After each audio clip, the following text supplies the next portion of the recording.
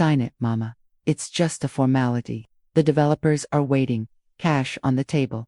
Today, you don't have to worry about that old dirt patch anymore. Old dirt patch. The phrase echoed in the sterile air, a little death sentence for my memories. I looked down at the documents, thick, legal papers that were an insult, demanding my signature to sever the thread connecting us to everything that came before. The line from my name felt like a black hole, ready to swallow my identity whole. I felt a familiar, deep-seated ache, the one that starts in the heart and spreads as a chill through the veins. The pain of being a matriarch whose words had become whispers, whose protests were dismissed as the sentimental ramblings of a simple old woman. I focused on the pen in my hand, its cheap plastic body, a weapon aimed at my past. I closed my eyes, not wanting to see the predatory glee in Ricardo's eyes or the weak agreement in Javier's. I saw, instead, the land, not the overgrown, neglected plot they saw, but the skin-drenched, fertile soil of my childhood, the land where my own abuela taught me the names of the healing herbs, where the earth breathed secrets only our family understood. Just as I was about to open my eyes and offer one last, desperate no, the room stopped spinning. Mr. Henderson, the developer's lead man, picked up his device with a mask of casual dismissal, but as he looked at the screen, his expression cracked. The atmosphere, thick with my defeat a second ago, now crackled with a bewildering fear that wasn't mine. My son's badgering ceased mid-sentence, their greedy anticipation replaced by confusion as they watched Mr. Henderson's confidence evaporate. A bead of sweat tracing his temple, he shot a frantic, bewildered look at his own lawyer, a silent question screaming across the table. "What is it?" Ricardo demanded, but the developer didn't answer. He just stared, and my mind, tired and hurt, felt a sudden jolt of ice water. What had they done now? But no, this was something external, something that had struck them. My mind flew back, not days or weeks, but decades, back to the stifling heat of our little village, where the land was everything, where my parents and grandparents held their heads high despite their poverty because they were the guardians of that plot. It was not just dirt, it was the anchor of a family, a secret repository of knowledge and, I now realize, power. They raised me to be a dutiful wife and mother, yes, but before that, I was Esperanza, the quick-witted child who spent more time with the village elders than with my peers, learning the stories and the unspoken laws of the land, lessons my tired mind had buried under decades of survival. When I came to this country, it was for the future of my children, a future I had to secure by working 3 grueling jobs, burying every cent of my earnings. I sacrificed every comfort, every connection to my past, to give them an easy life. I became only Mama, the simple, uneducated woman who knew only how to clean, cook, and worry.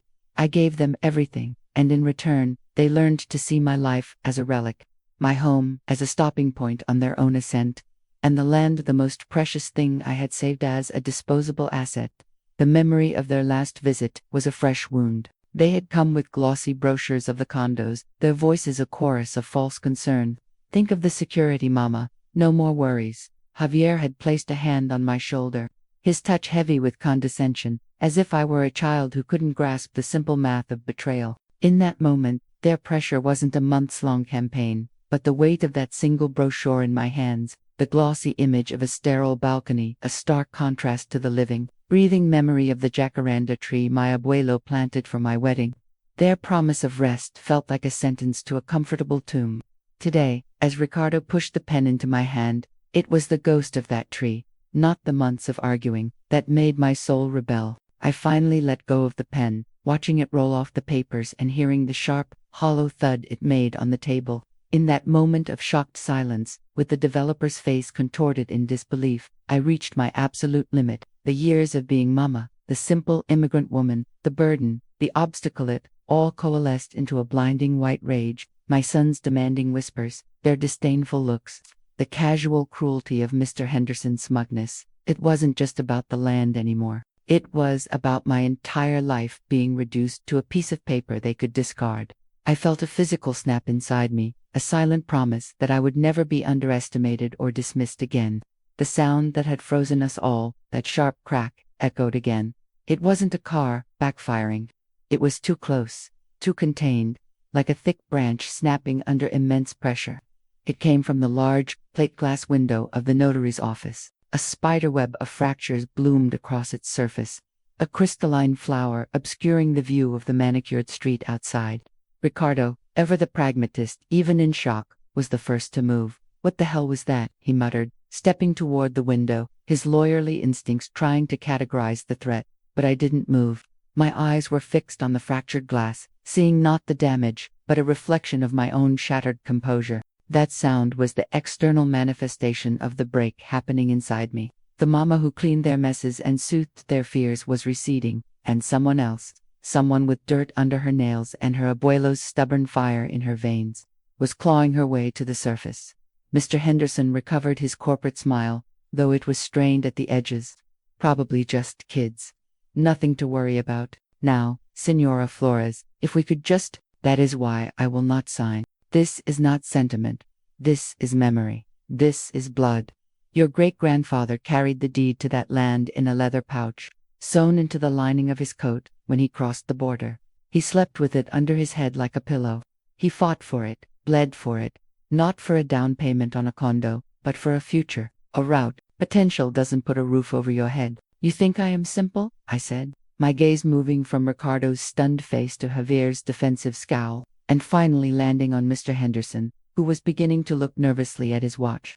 "You think, because I speak with an accent and I prefer my garden to a stock portfolio, that I am a fool. You think my life has been small, but you are wrong. This land is not unproductive," I continued, my voice gaining strength, echoing in the sterile room. "It is the most productive thing I own. It produces history, it produces peace. It is the only piece of our homeland I could save for you. And you want to trade it for polished concrete and a view of a parking garage. You call that an ascent. I call it a forgetting. Sign the papers. I have signed my last paper for you. If you walk out that door, you are choosing that dirt over your own family. So now, it is mine again." O ar úmido da noite grudava na minha pele, enquanto eu sentava na beirada da cama, a casa ao meu redor, perturbadoramente silenciosa. O confronto no escritório refrigerado parecia ter acontecido uma vida atrás, um evento sísmico que havia remodelado o próprio chão sob os meus pés.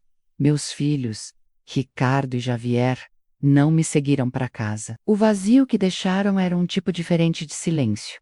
Não pacífico, mas pesado, com os tremores secundários de um laço desfeito. Eu me sentia à deriva, um barco solto de suas amarras, vagando num mar de minha própria criação. Reeling from the day's trauma, my fingers found their way to the small wooden box on my nightstand. Inside, nestled on a bed of faded velvet, was the stone.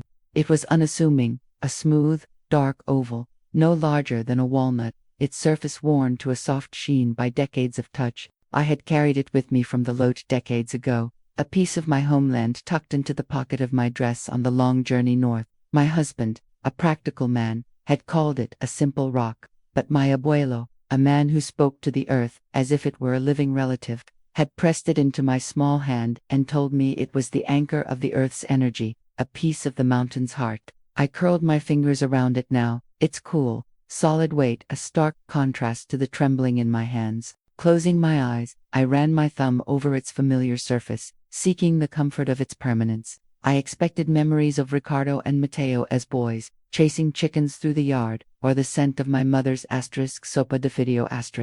But my mind didn't just drift to memories of cooking or simpler times.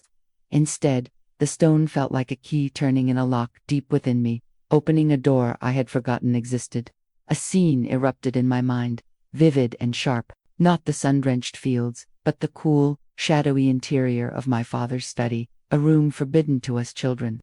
The air was thick with the smell of old paper and leather. My father was not the gentle farmer I often remembered, but a man with intense, worried eyes, hunched over a large, intricately drawn map. I saw myself, small and quiet, sitting on a stool at his feet, my legs swinging. He wasn't reading me fairy tales. He was pointing to lines of text, his voice a low, urgent whisper. Mira, Elena *, he would say, his finger tracing the elegant script of a deed. See these words, subsurface rights, mineral claims. This is the language of power. This is how they steal the earth from under your feet. He had acquired them, painstakingly, to protect our land from the foreign interests that circled like vultures. Men in suits who spoke of progress and offered sums of money that felt like fantasy. My father had seen the future, and he had armed himself with the only weapons that could possibly stand against it, knowledge and law. And I had been his silent apprentice. As I sat in the dark, the stone a cold anchor in my palm, the lessons came flooding back. He hadn't just been sharing facts, he had been drilling them into me, making me repeat the complex codes, the legal phrases, the specific geological classifications of our valley. You must remember, Maya, he'd insist, his hands on my small shoulders. Your brothers, they are good boys, but their minds are on the sun and the rain. Yours is sharper. You must be the keeper of this. No one else. I hadn't been just a child on the farm. I had been a scribe, a guardian in training. The task had been so heavy, so adult, that my young mind, overwhelmed by our eventual flight north, had buried it deep, preserving it under layers of a new language, a new life, the daily struggles of an immigrant mother. I had become Mama, and Elena Flores, the keeper of her father's secrets, had been left behind, but she was here now. The stone had awakened her, and with her came the final, explosive piece of the puzzle. The memory wasn't just of dusty books and my father's whispered warnings. It was of one specific document, a geological survey commissioned by my great-grandfather and then hidden away. The survey that classified our land not as simple agricultural terrain, but as something else entirely. The secret that made it priceless and untouchable. My eyes snapped open. The dark room seemed to pulse with the truth. The developer's greed, my son's short-sightedness, it was all based on a fundamental lie, an ignorance of the land's true nature. They saw dirt to be paved. My father had seen its soul, and he had made sure I would see it, too. I stood up, the stone clutched tight in my fist. The trembling was gone, replaced by a steady, humming certainty. The fight was no longer just about sentiment or legacy. It was about fact. It was about law. The land was not just waiting for me. It had been waiting for me to remember. The tears finally stopped, replaced by a clarity as sharp as cut glass. I looked in the mirror and didn't see the tired, defeated woman the world saw, but the keen-eyed, resolute Esperanza who understood contracts better than she let on. The fear I had felt vanished, replaced by a steel-hard resolve. They wanted a financial battle. They wanted to reduce my legacy to a quick profit. Fine, I would give them a masterclass in strategy, a fight from the shadows they wouldn't see coming. My final decision was simple and absolute. I will not sign the deed, and I will not simply tell them the land's worth. I will show them, by legally and financially dismantling their entire transaction. The stone was still warm in my palm, a tiny, smooth anchor. I placed it carefully on my nightstand, no longer a forgotten trinket but a key. The memory of the survey wasn't a vague feeling anymore. It was a tangible thing, a document I could almost see. My great-grandfather, a man of foresight, had known. He had seen the veins of something more valuable than any crop running beneath the topsoil, and he'd had the presence of mind to have it officially recorded, and then, wisely, hidden. My father, in turn, had hidden the knowledge of its existence within me. I moved to the small desk in the corner of my room, the one cluttered with unpaid bills and supermarket flyers. I swept it clear with a single, decisive motion. This was now my command center. The first step was not a phone call or a confrontation. It was research. The developer, a slick entity called Summit Ridge Properties, thought they were dealing with a grieving, ignorant old woman. They had no idea they were dealing with Elena Flores, the keeper of the books. I booted up my ancient desktop computer, the worry fan, sounding like the grinding of gears in some great machine awakening. My fingers, which usually fumbled over the keys, now flew across them with a purpose I hadn't felt in decades. I pulled up the county clerk's online database. I knew the approximate year of the survey from the memory, the late 1940s, a time of post-war optimism and geological mapping. I typed in my family's name and the legal description of the plot. The screen flickered, returning a list of standard deeds and tax assessments. Nothing unusual. They had buried it well. But I was my father's daughter. He hadn't just given me a secret. He had given me a methodology. The truth is never in the first drawer you open. MIJA*, he'd say, his voice a whisper in my mind. It is in the forgotten box behind the loose brick. I started I searched under my great-grandfather's full name, his business partnerships, Even the name of the geologist I vaguely remembered from my father's hushed stories, Dr. Alvaro Ruiz. An hour passed, then two. The sun began to rise, casting long, sharp shadows across my desk. My back ached, but the humming certainty in my veins was a better stimulant than any coffee. And then I found it. Not the survey itself, but a ghost of it. A single line item in a digital archive of old county expenditure reports. Payment authorized to Dr. A. Ruiz for geological survey and mineralogical assessment. Parcel 7B, Flores Estate. The record was listed as Appendix B, filed separately. This was my loose brick. My sons, Michael and David, thought power was in loud arguments and blunt force. They thought money was the only language, but true power was in the quiet, unassailable fact. It was in a piece of paper that legally reclassified the land from agricultural to mineral-rich, triggering a cascade of zoning restrictions, environmental impact studies, and royalty claims that would make Summit Ridge's purchase agreement null and void. Their entire deal was predicated on a flawed title search, a fundamental error they had been too arrogant to discover. But I couldn't just wave this document in their faces. I needed it in my possession, and I needed a legal shield. I needed a lawyer, but not some corporate shark they could intimidate or buy off. I needed a scalpel, not a sledgehammer. I thought of Sarah Jennings, a woman I'd met years ago at a community garden meeting. She was a fierce, brilliant environmental attorney who fought corporations over land rights. She was exactly the kind of person Summit Ridge would never expect me to enlist. I drafted the email carefully, my newfound identity balancing with the persona of a concerned grandmother. Dear Miss Jennings, I wrote, you may not remember me, but we met years ago. I am writing concerning a matter of land fraud and the concealment of a significant geological survey on my family's property, which is currently under threat by Summit Ridge Properties. I believe I have evidence that their transaction is illegal. I would appreciate the opportunity to speak with you. I attached a scanned copy of the county expenditure record. Let that be the hook. I hit send as the first rays of sun illuminated the dust motes dancing in my room. They looked like gold dust. I felt a profound shift. I was no longer just defending a memory. I was executing a plan laid down by my father a lifetime ago. He hadn't just asked me to be a keeper. He had asked me to be a strategist. Later that morning, the phone rang. It was Michael, his voice tight with forced patience. Mom, we need to talk. The guys from Summit Ridge are getting anxious. We really need to get this signed. My voice was calm, almost gentle. I understand, Michael. Tell them not to worry. Everything is being taken care of. And I had the land, patient and eternal, waiting for its true guardian to speak its name. While my sons, Ricardo and Javier, assumed I was deep in prayer, I was secretly navigating international property databases by applying the forgotten geological classification I had memorized. I cross-referenced the dry text of my father's old legal codes with current development zoning laws. The words on the screen were a dry litany of legalistic Spanish, but to me, they were a song. Ordenanza de Zonificación 78-4, en protección de yacimientos geológicos, no superficial, protection of non-surface geological deposits.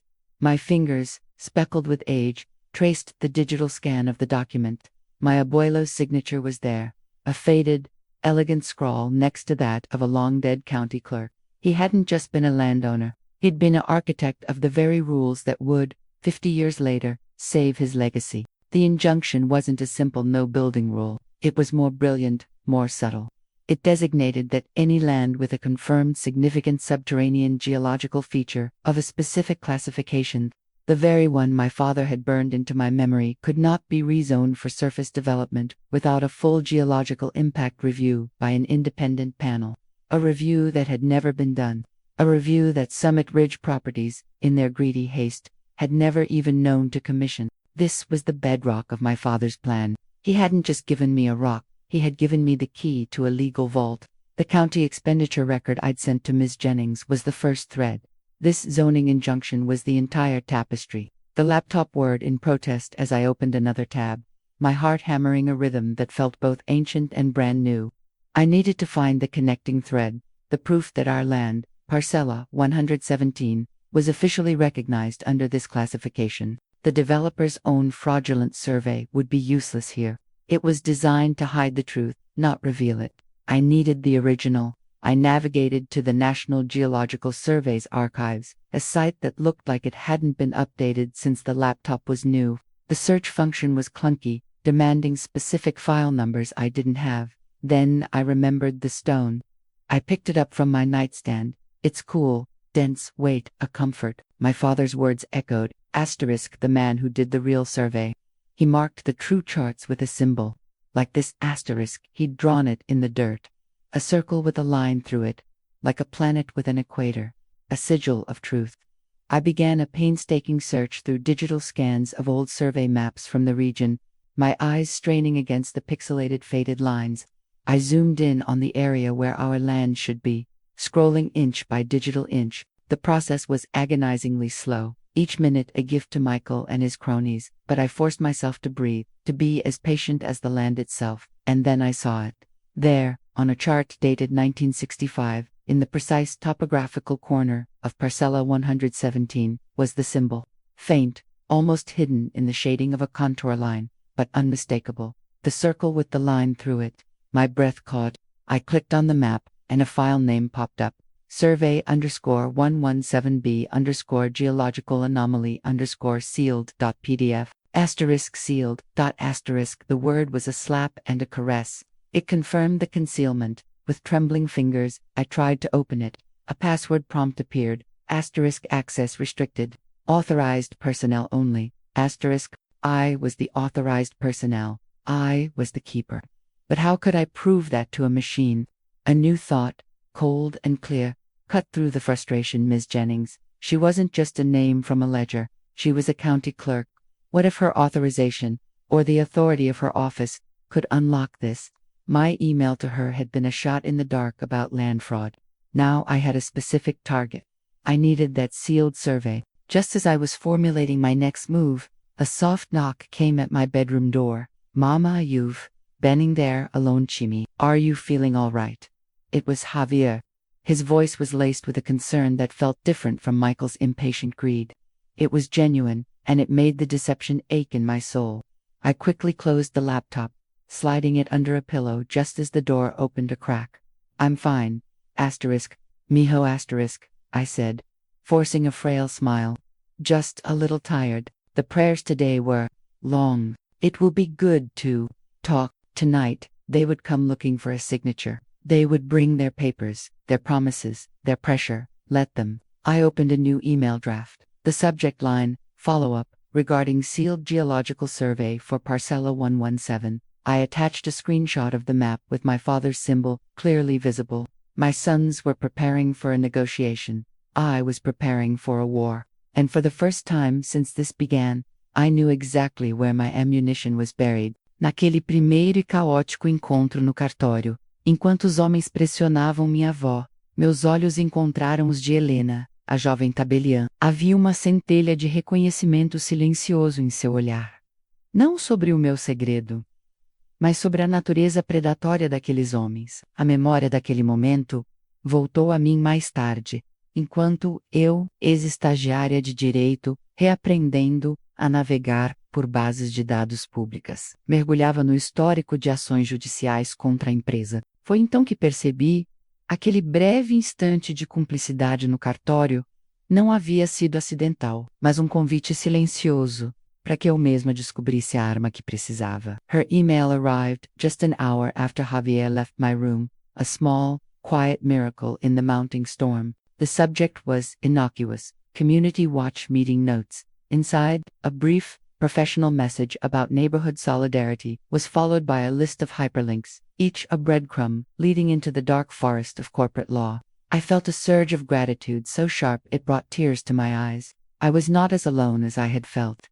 The world, it seemed, still had its Alina's people who did the right thing simply because it was right. I dove into the data she'd provided, the glow of the laptop screen my only light as the afternoon faded into evening. The corporate filings were a dry litany of names and numbers, but to me, they were a confession. The company Michael worked for, Apex Development Group, was a Russian nesting doll of holding companies and subsidiaries. It was a classic tactic, designed to insulate the parent company from liability. But I followed the threads, my fingers tracing the connections on the screen. I found the shell company specifically created for the Sierra Vista Estates project, the project that would consume my father's land. It was a hollow entity, barely capitalized, a clear sign that they intended to build cheaply, sell quickly, and dissolve the company at the first sign of trouble, like a phantom vanishing into mist. But the litigation history was the real treasure trove. Alina had been right. Apex had a pattern, a sickeningly familiar one. I read through case summaries from 3 other counties, all involving properties owned by elderly individuals. In each instance, the initial offers were generous, almost too good to be true. When the owners hesitated, the pressure began. Vague mentions of eminent domain, sudden complications with zoning, and, most cruelly, visits from concerned family members who had been persuaded of the sale's necessity. They were vultures, using the bonds of family as a crowbar to pry open what they wanted. One case, in particular, made my blood run cold. An elderly man named Arthur Pellegrini had refused to sell his vineyard. A week later, his son, who had recently taken a consulting job with an Apex subsidiary, began pressuring him, citing the father's failing health and the burden of the property.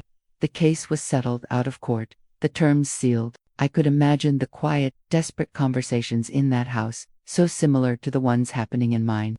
Michael wasn't an innovator. He was just playing a part in a well-rehearsed play. This wasn't just about greed anymore. It was a system, a predatory machine that fed on the vulnerable. And my son had become a cog in it. The realization was a physical blow. I had to lean back against the pillows, the weight of it pressing down on my chest. Was it the promise of a corner office, a fast track to a life he felt I had never been able to give him? The confusion I saw in Javier's eyes was a blessing compared to the chilling certainty I now saw in Michael's. Armed with this new understanding, I refined my plan. The email with the geological survey was my opening salvo, but it was a subtle one, a whisper of doubt. I needed something louder.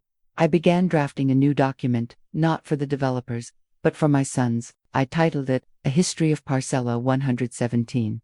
I wrote about my father, not as a sentimental memory, but as a strategist. I described how he had chosen this specific plot not for its view, but for the lay of the land, the way the spring-fed creek ran through it, the quality of the soil that he had tested himself. I wrote it like a deed, a testament to intention. I embedded the screenshot of the map with his symbol, but this time I annotated it. Water source, I typed next to the squiggly line he'd drawn.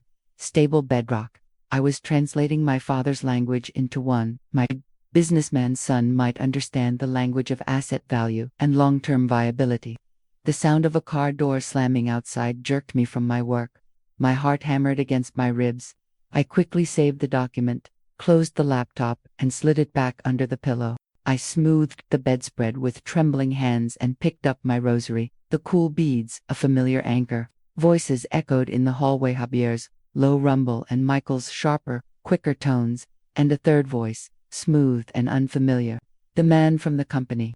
I heard Javier say, "Let me just check on her," and his footsteps approached my door. He knocked softly before entering. "Mama, Mikhail is here," with his associate. He was trying to protect me, even as he unknowingly ushered the wolf to my door. "I'm ready. Mijo*, I said, my voice surprisingly calm. "Help me to the kitchen. We should offer our guests some proper coffee." It was no longer just a repository of memories. It was my armory. And the battle for my home, for my family's soul, was about to begin. My first move was surgically precise. Using the evidence from Elena's tip-off, I anonymously filed a public records request with the local zoning board, simply questioning the due diligence on the ancestral land's specific D-player mineral classification. I didn't make an accusation. I just posed a question that forced the authorities to review the file. The effect was immediate, a temporary, official stop work order was issued on any pending transaction for the lot, citing an undisclosed legal ambiguity. This was the very ping that hit Mr. Henderson's phone at the notary's office, causing his initial, frozen shock.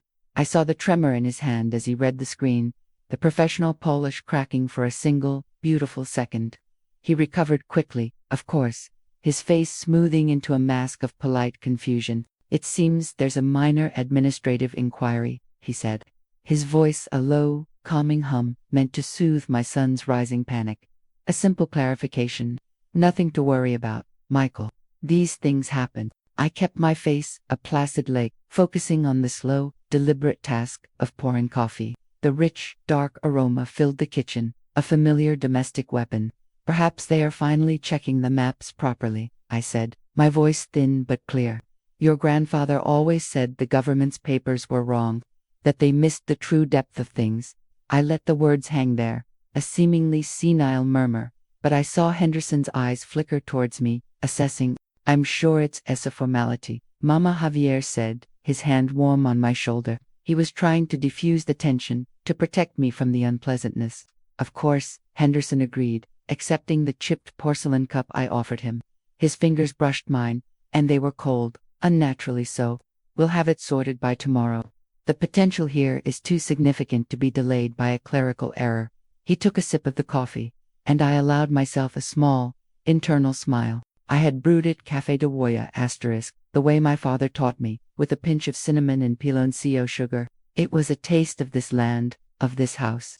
I wanted it to taste like a challenge. The conversation shifted, becoming a low, urgent negotiation between Michael and Henderson, a dance of phrases like expedite, liquidity event, and navigable risk. I retreated into my role, stirring my own coffee, my gaze drifting to the window, where the late afternoon sun gilded the leaves of the old oak tree. But my ears were tuned to their every word.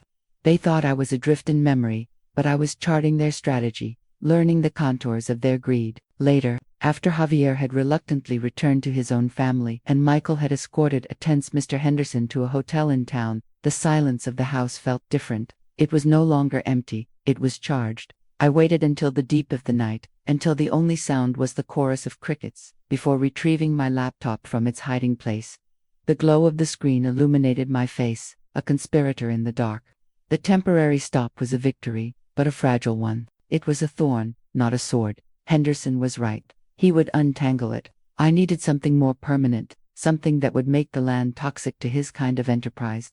Elena's information was the key, but I had to wield it not as an accusation, but as a trap. I opened the document, my testament. I began a new section, not with the language of asset value, but with the language of legacy.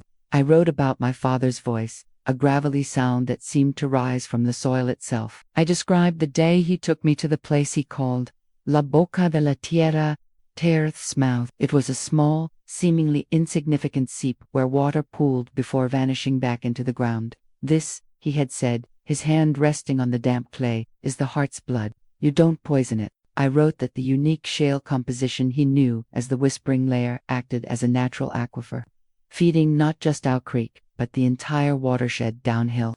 I posited, as a concerned elder, that any deep layer excavation, any pursuit of the mineral classification Henderson coveted, would fracture this layer.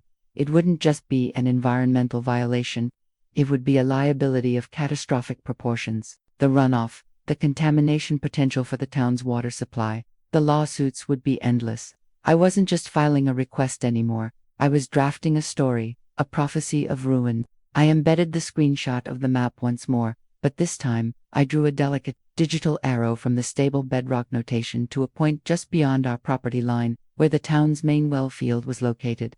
I didn't state a conclusion. I merely presented the geography, my father's wisdom, and the cold, hard facts, and let the terrifying connection hang in the air for any official to see. I saved the document, my heart thrumming not with fear, but with a fierce, quiet energy. This was no longer just an armory of memories. It was a blueprint for defense. The first shot had been a warning ping. The next would be a depth charge, sunk deep into the bureaucratic waters, set to explode not with a bang, but with the slow, inexorable force of legal and ecological consequence. Let Mr. Henderson try to untangle that. The screen glowed with the cold, righteous light of my completed document. I had just hit save when the roar of an engine, too aggressive for our quiet lane, cut through the afternoon. Gravel spat like gunfire under tires. I didn't need to look. I knew the particular pitch of Ricardo's truck, a sound usually reserved for cutting off competitors in traffic, not for visiting his mother. The front door didn't so much open as it was conquered. Both of my sons filled the frame, their faces contorted by a fury so profound it seemed to suck the air from the room. Ricardo, always the louder of the two, spoke first, his voice a low, dangerous tremor. "Mama, What did you do? This has your fingerprints all over it. They saw a hysterical old woman. They could not, would not, see a person who had spent a lifetime listening, learning, and connecting threads they considered worthless. Their simple mama was a persona they had constructed for their own comfort, a cardboard cutout they could patronize and ignore. This is a bureaucratic era, Javier declared, his tone attempting to be reasonable but edged with panic. A misunderstanding. We just have to go down there and explain it to them. Show them it's just a few acres of scribbling, but you mama, you need to recant. You need to tell them you were confused. We have investors waiting, Ricardo seethed, pacing the length of the worn rug. Henderson is furious. He thinks we're incompetent. He thinks we can't control our own family. My defiance was a tear in the fabric of that story. It was this panic, this desperate need to reassert that control, that led them to their fatal mistake. They left my house in a whirlwind of frustrated curses, but their bluster had a new, frantic energy. I watched from the window as they got on their phones, their gestures sharp and appeasing. They weren't just talking to lawyers, they were talking to Henderson. I learned the details later, from the frayed edges of a heated conversation Javier had on my porch the next morning, thinking I was out back with my roses, to prove their commitment, to demonstrate that their mother was a mere hiccup, a senile glitch they could easily bypass. They had gone to Henderson with a proposition. They would personally guarantee the resolution of the legal issue. They signed a document, putting their own capital, the savings from years of wheeling and dealing, the equity in their own homes on the line. They promised Henderson that within 72 hours, the injunction would be lifted, the path cleared. They had bet everything, their entire fabricated kingdom, on their ability to bully a bureaucracy and silence their mother. The irony was so thick I could taste it, metallic and sharp on my tongue. They had signed a guarantee based on the assumption that my actions were a simple, reversible mistake. They did not understand that what I had filed was not a mistake, but a carefully laid trap. It was a story, and I had written the first act. Their guarantee was the second. I thought of my document, resting in some county server, with its arrows pointing from our land to the town's well. I thought of the catastrophic liability I had prophesied. They had just jumped into the quicksand, believing it was solid ground. Their signatures were not just on a financial document, they were signing themselves onto the list of the liable. When my depth charge finally detonated in the slow-moving waters of legal review, it wouldn't just sink Henderson's project, the shockwave would engulf the guarantors first. A quiet settled over me, colder and more certain than any fear. They had stormed in, accusing me of meddling. But they were the ones who had now meddled with forces they profoundly misunderstood. They saw a legal problem to be solved. I saw a watershed to be protected. And in their arrogant attempt to control the former, they had just positioned themselves directly in the path of the latter's inexorable flow. Let them try to untangle that. The quiet that had settled over me was not the absence of sound, but the presence of a plan clicking into its final, irrevocable place. They had given me the one thing I needed most, a deadline, 72 hours. It wasn't a constraint. It was a catalyst.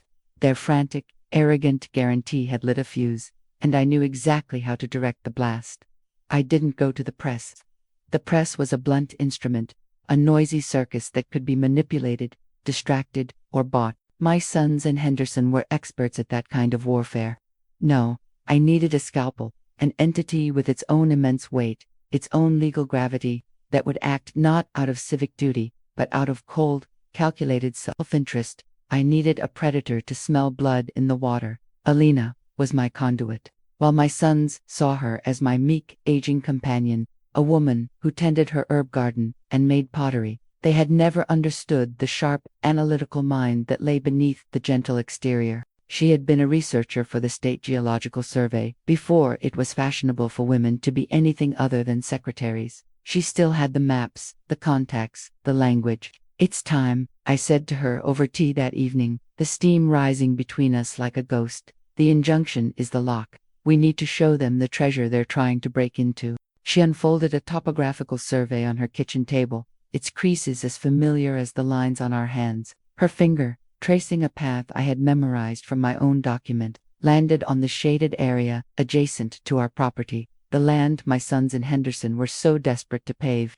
"The report from 78, she said softly, "the one they buried. It's all here. The vein isn't just on the protected watershed. It runs directly under their proposed luxury community. The real value was always in the trees and the stream. They were the lifeblood of our heritage, a fragile ecosystem my father had foreseen would be threatened by greed. By trying to develop the land for housing, Henderson's environmental impact statements had conveniently and fraudulently undermined this truth. They had dismissed the watershed as insignificant, a perfect lie.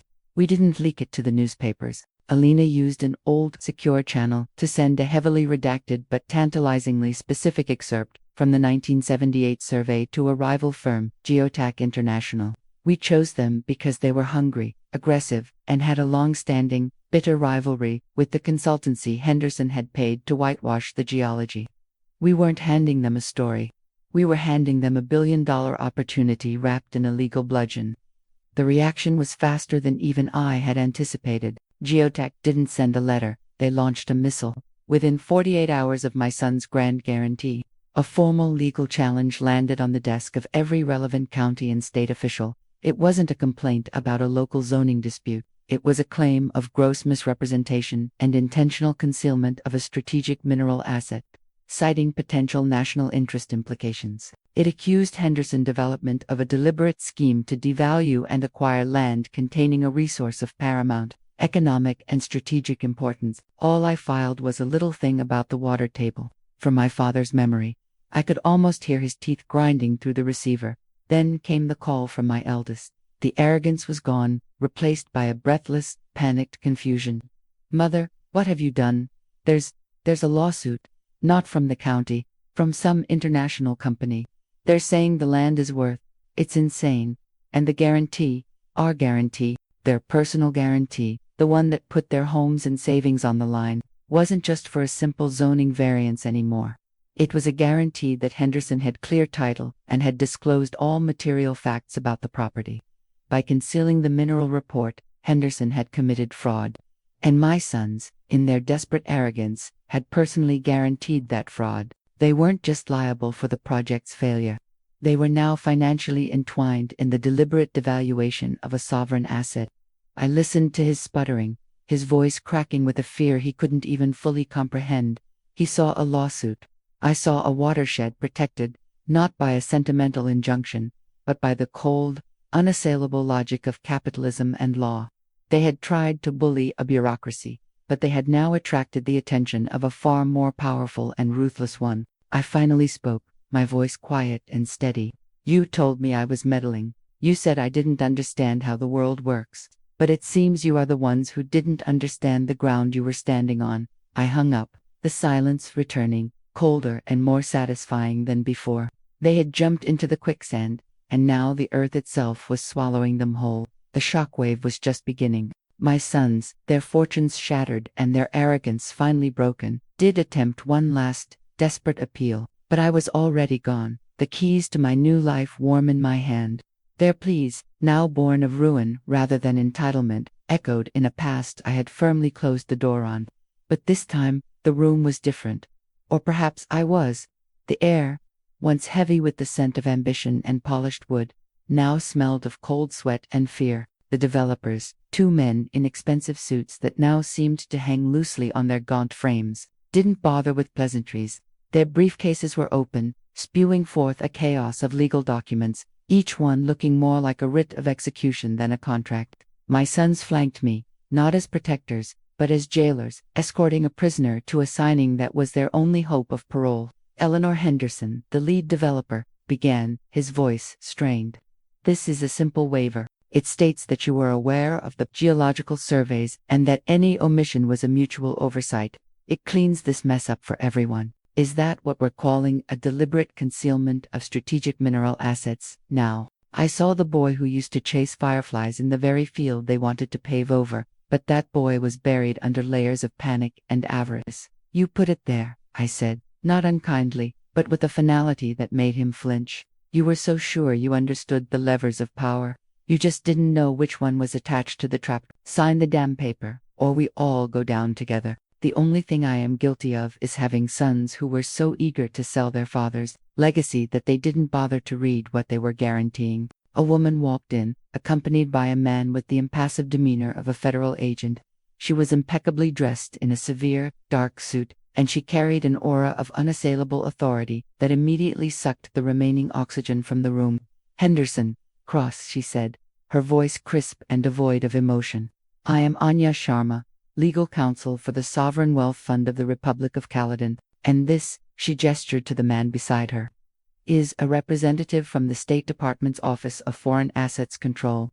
We are here to serve notice of a preliminary injunction, freezing all assets related to the proposed Henderson Croft development, pending a full investigation into the fraudulent conveyance of sovereign assets." This was no longer a local lawsuit about zoning. This was an international incident. Miss Sharma's eyes scanned the room before landing on me. She gave a slight, almost imperceptible nod. It wasn't a nod of recognition, but one of assessment. She saw an old woman in a simple dress, caught in the middle of a storm she couldn't possibly have created. She had no idea that I was the quiet architect of this entire scene. She turned her attention back to the developers. "Your personal guarantees have triggered a cross-default on your international financing. Your accounts are frozen. Your assets are seized. The full weight of the Caledonian Republic, a key U.S. ally, I might add, is now against you." They take the theft of their strategic resources quite seriously. We didn't know. They were no longer developers, they were defendants. I slowly stood up. No one tried to stop me. My sons were statues of horror, staring at the two officials as if they were angels of death. I walked to the door, the weight of their ruined futures a heavy, satisfying cloak on my shoulders. I paused at the threshold and looked back at my boys one last time. "You told me I didn't understand how the world works," I said, my voice barely a whisper, yet cutting through the silence. "But I understood the land, and it turns out that's the only part of the world that truly matters." I stepped out into the bland hallway, leaving them to the cold, unyielding logic of the catastrophe they had built for themselves. The door clicked shut, and I was alone, the silence more profound and more peaceful than I had ever known. I looked at the pen, the table, the documents, the exact same scene, but this time, I wasn't the victim. I was the architect. I saw Ricardo's fear and Javier's exhaustion, and I felt nothing but cold resolve. I slowly picked up the pen, but instead of signing the waiver, I turned the paper over. My heart was pounding, but my hand was steady. I was not there to clear their names or save the deal. I was there to execute my final move. The only reason I had returned was to deliver the most undeniable proof of their foolishness and their disrespect. From my purse, I produced a single, sealed envelope. It was thick, cream-colored, and unmarked. I placed it on the table, the soft thud sounding like a gavel in the tense, quiet. All eyes were fixed on it. "What is this?" Ricardo asked, his voice strained. "A last-minute demand. More conditions. Mother, we don't have time for theatrics." He was a large man, impassive, with the weary eyes of someone who had seen empires rise and fall on paperwork. He didn't reach for it immediately, first glancing at the Caledonian official, who gave a slight, almost imperceptible nod. The hierarchy was clear, and I had just bypassed my sons entirely. As the official's thick fingers broke the seal, I looked at Javier. His face was pale, the cocky sheen of the perpetual salesman finally wiped away, leaving only a hollowed-out husk. He knew. Some deep, primal part of him recognized the scent of finality. The official scanned the first page, then the second. His expression didn't change, but a new stillness settled over him, the kind that comes when a theoretical risk transforms into a concrete, catastrophic fact. He handed the documents to his Caledonian counterpart. "Where did you get this?" the Caledonian man asked, his accent crisp, his tone dangerously quiet. "From the land," I said simply. It spoke to me, in a way it never spoke to them. They were always too busy counting imaginary profits to listen. I was talking to Old Man Henderson, whose family had ranched the adjacent land since before statehood. I was in the county records office, cross-referencing dusty plat maps with shiny new geological surveys they'd commissioned but never fully read. They thought the Caledonian interest was a lucky break, a sovereign wealth fund desperate to diversify. They never questioned why, but I did. The answer was in the soil, in the rocks. The Caledonian Republic wasn't investing in a luxury resort. They were securing a strategic reserve of rare earth minerals, elements critical for everything from smartphones to missile guidance systems.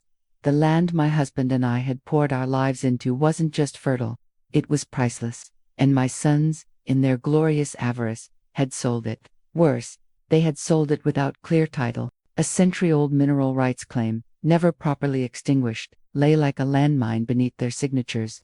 A claim I had discovered. A claim I had, through a labyrinthine legal process facilitated by a fiercely discreet attorney paid for by the quiet sale of my own jewelry, secured for myself. The Caledonian official looked from the documents to my sons. You personally guaranteed clear title to all subsurface rights. It wasn't a question. Javier stammered. We are lawyers. It was all clear. The personal guarantees you signed have triggered a cross-default on your international financing. Your accounts are frozen, your assets are seized. The full weight of the Caledonian Republic, a key U.S. ally, I might add, is now against you. They take the theft of their strategic resources quite seriously. It is, in fact, considered gross negligence or complicity. I walked to the door, the weight of their ruined futures a heavy, satisfying cloak on my shoulders. I paused at the threshold and looked back at my boys one last time. You told me I didn't understand how the world works, I said, my voice barely a whisper yet cutting through the silence. But I understood the land, and it turns out, that's the only part of the world that truly matters. I stepped out into the bland hallway, leaving them to the cold, unyielding logic of the catastrophe they had built for themselves. The door clicked shut, and I was alone. The silence, more profound and more peaceful than I had ever known. The hallway was long and lit by harsh fluorescent lights. I could still hear the muffled, panicked rise of their voices behind the door. Cardo's bluster, Javier's pleading. The sounds were like flies buzzing against a window pane.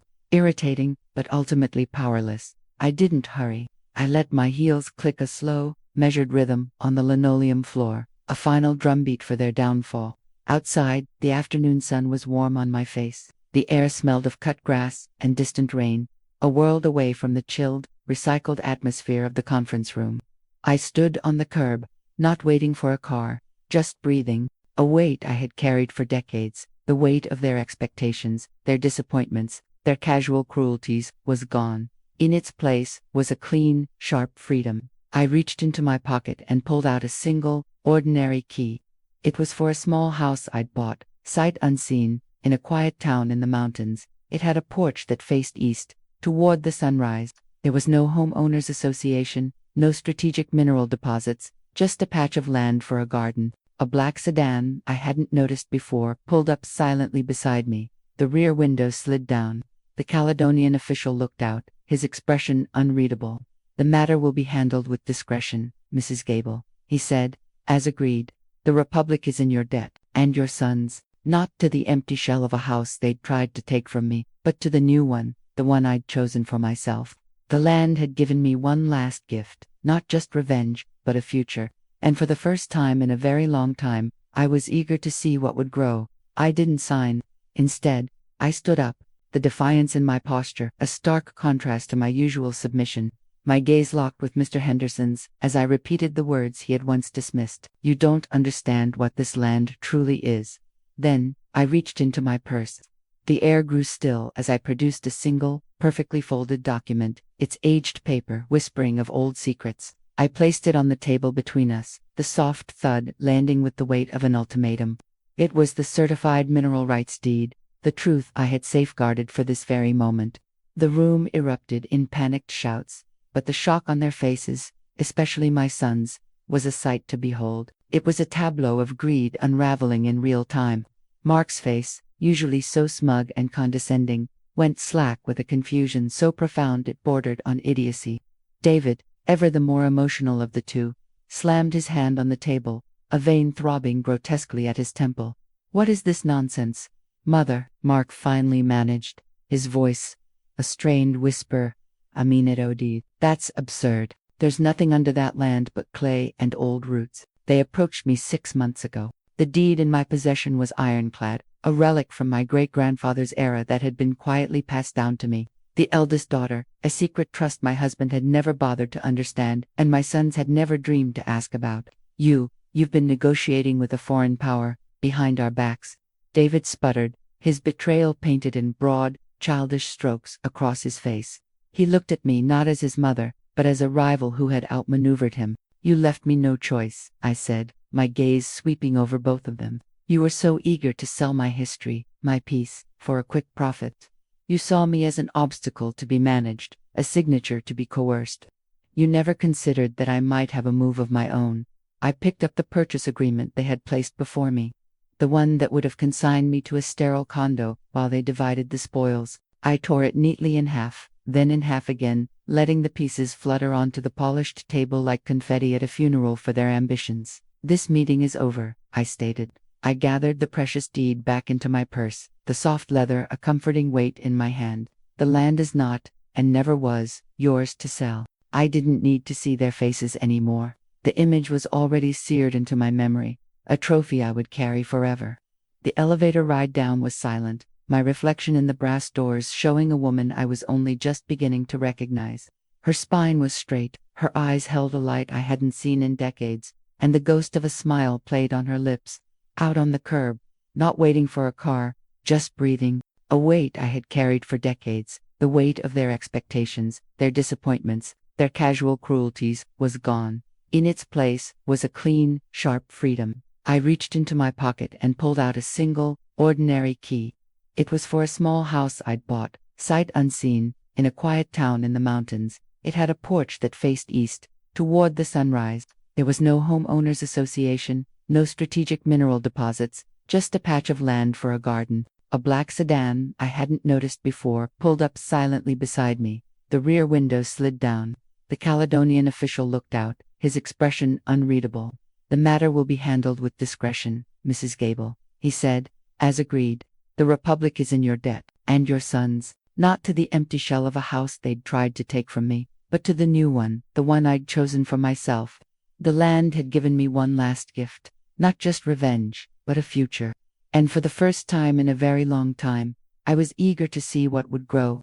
The rhythmic clatter of the wheels became a mantra, and with each passing mile, a deeper certainty settled within me. The transaction was complete, the vast and almost abstract sum secured in Swiss trusts, a final, elegant snub to the financial systems. My sons so revered, they would receive nothing. The Caledonians would manage the land with their quiet, impenetrable efficiency, and the house, that vessel of 40 years of memories, would be gone. The ground beneath it purified by a technological precision I now found strangely comforting. This was not an ending, but a necessary scorching of the earth, making way for something new. I arrived at the small station as the afternoon light was softening into gold. The town was just as the pictures had promised, a main street with a handful of shops, old trees, and a profound, welcoming quiet. The taxi driver, a man with a kind face and a slow, easy way of speaking, drove me the last few miles up a winding road to the property.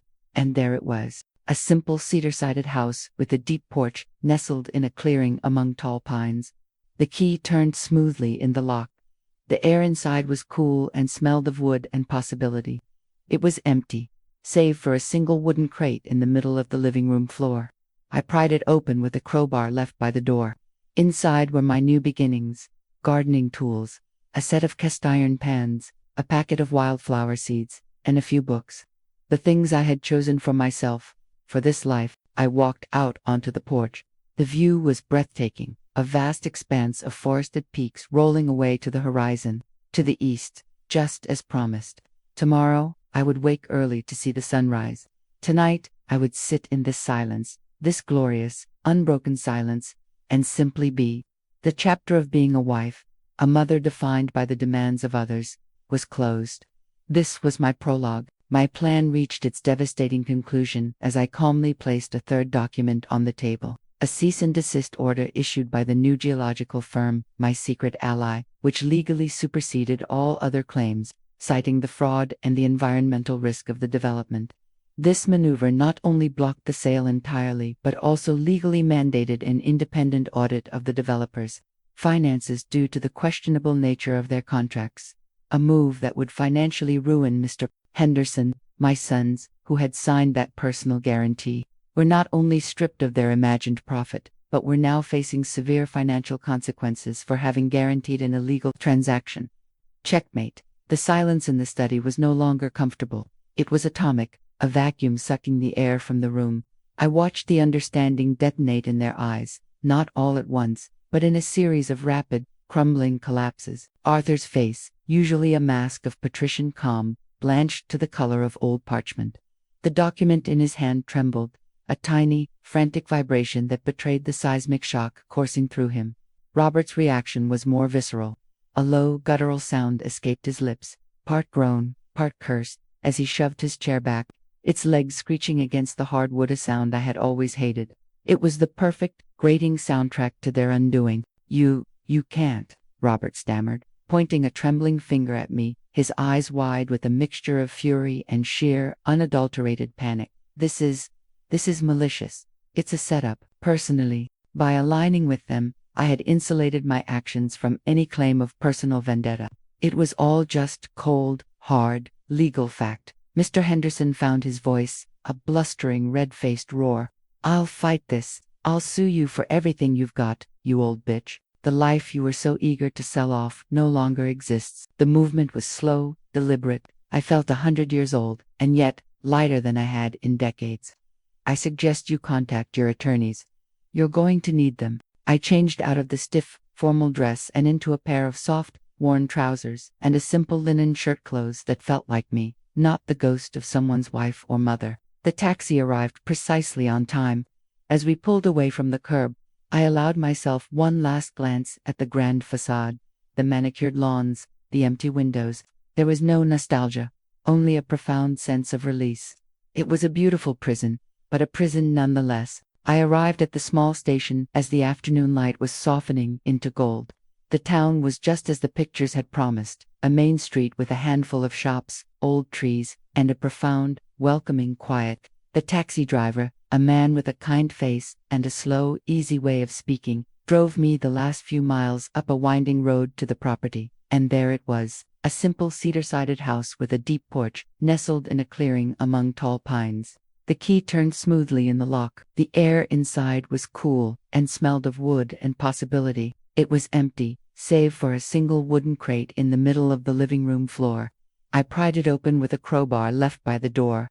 Inside were my new beginnings: gardening tools, a set of cast iron pans, a packet of wildflower seeds, and a few books. The things I had chosen for myself, for this life. I walked out onto the porch. The view was breathtaking. A vast expanse of forested peaks rolling away to the horizon, to the east, just as promised. Tomorrow, I would wake early to see the sunrise.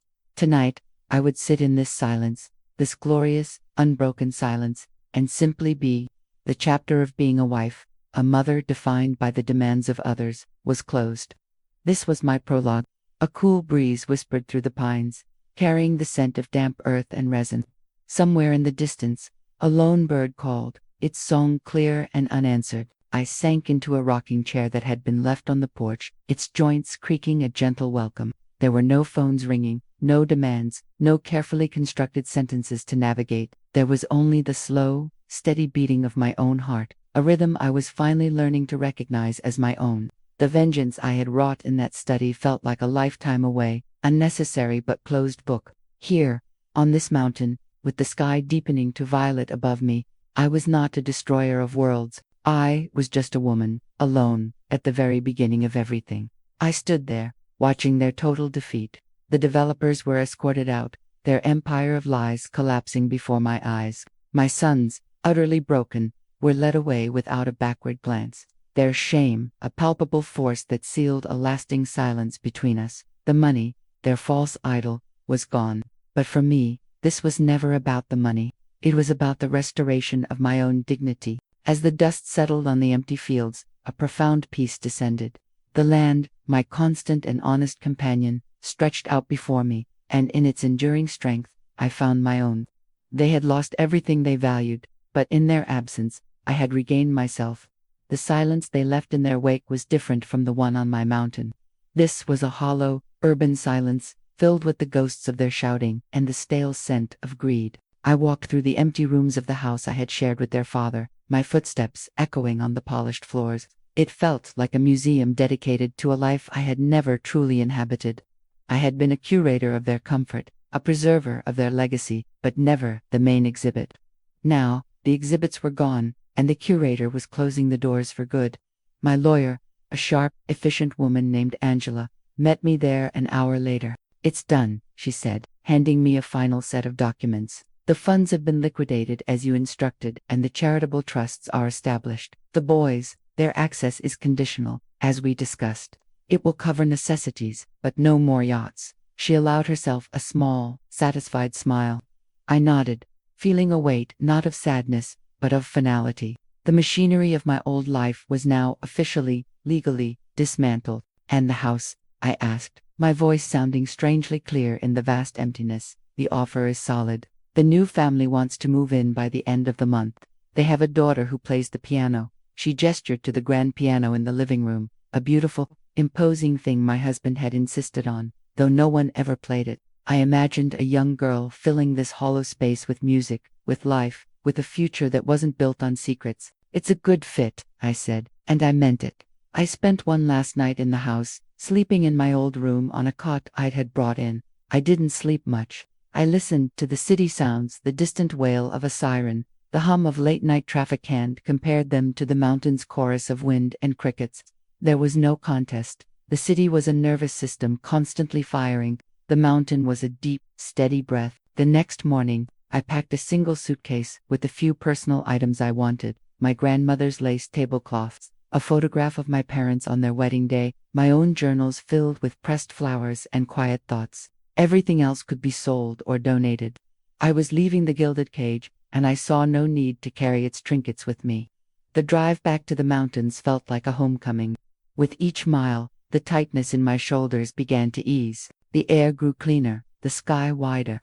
When I finally turned onto the winding gravel road that led to my property, a sense of peace settled over me so completely it was almost dizzying.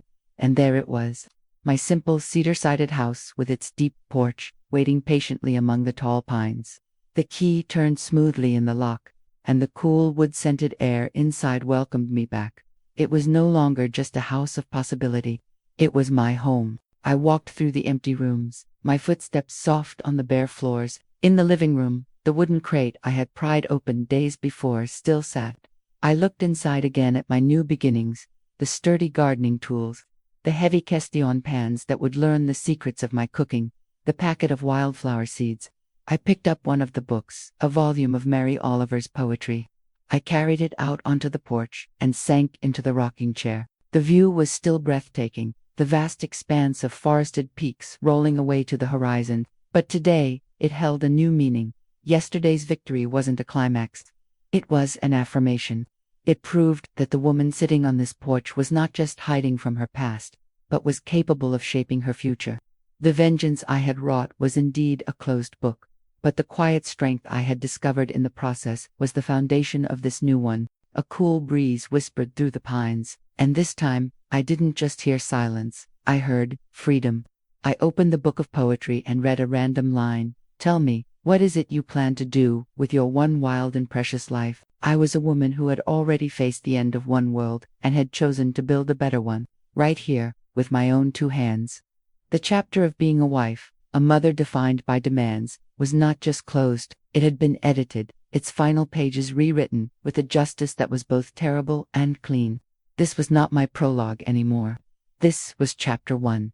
Weeks later, I stood on the small, quiet lot, the sunlight warm on my face. The developer's signs were gone. The land was safe. I wasn't just Mama anymore. I was Esperanza, the protector, the one who held the keys to the past and the future. The struggle with my sons had carved a new space for me, one built not on their demands but on my own resolve. I knelt down, touched the rich soil, and whispered a promise to my ancestors that I would never again let their legacy be dismissed.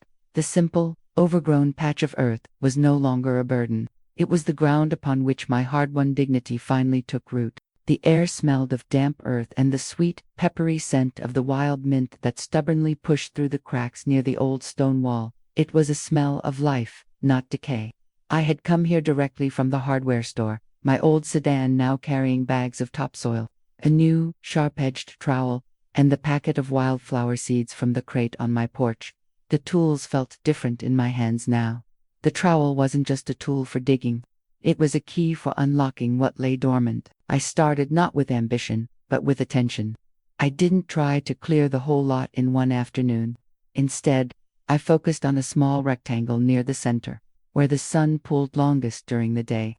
I knelt, the cool earth seeping through the knees of my jeans, and began to pull at the weeds. It was slow, methodical work.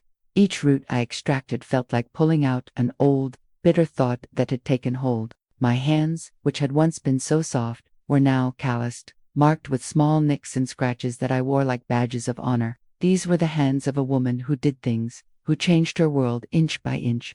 As I worked, I thought of my sons. Their visits had changed.